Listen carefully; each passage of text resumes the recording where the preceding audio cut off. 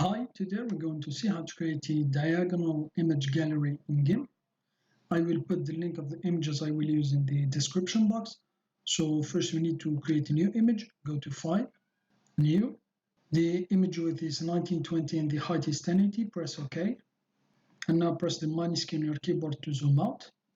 And now I'm going to change the color of this background so that we can distinguish between the images and the shape I'm going to use. Crop the layers here. So I'm going to select the foreground color. And now I'm going to select this yellow. The HTML notation is E3E023. Press OK. And now I'm just going to drag this color like this.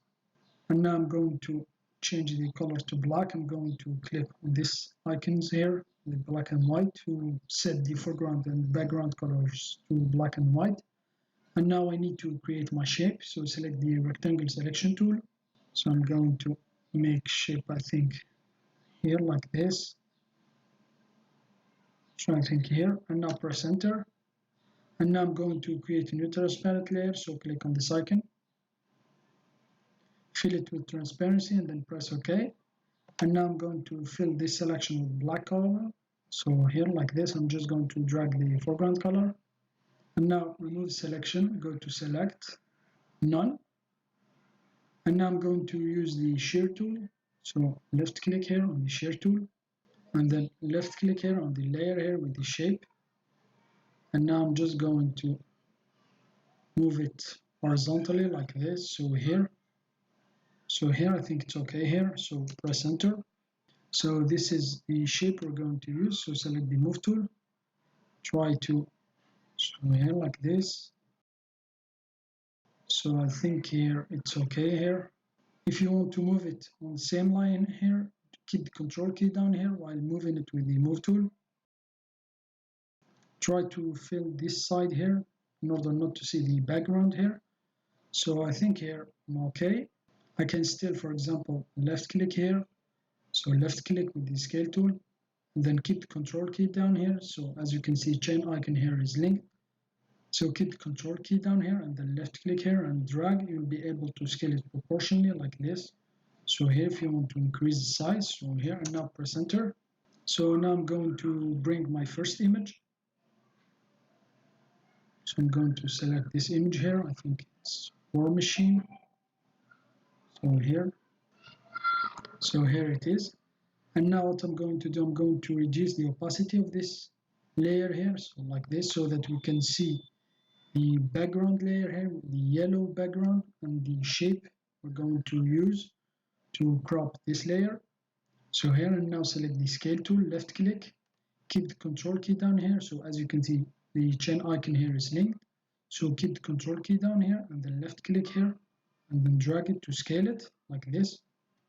And then select this handle here in the middle and then move it inside, and then here you can place it as you wish. So here I think I'm going to place it here, and now just click scale. So here's our image. So now I'm going to bring back the opacity.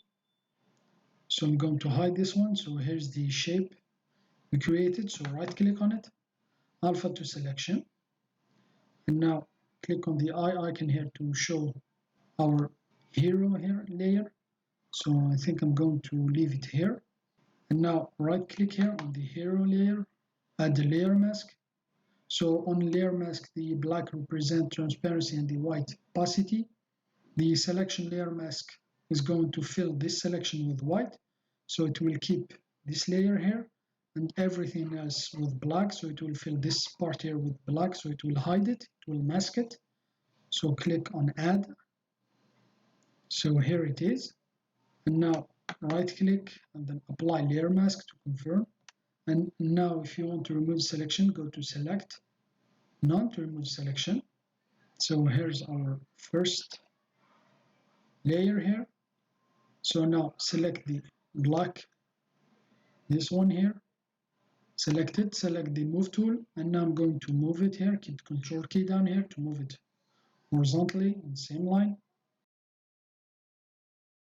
So I think I'm going to place it here like this. And now I'm going to bring my second image. So I'm going to use this Spider-Man image.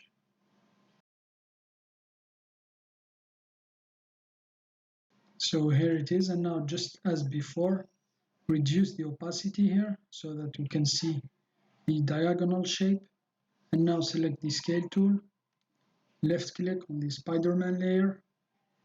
So now as you can see, the chain icon here is linked, so keep the control key down here and then left click here on one of the handles to then drag to scale it down. So here like this.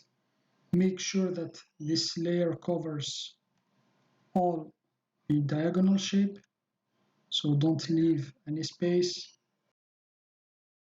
So here I think I'm going, so click this triangle here to move.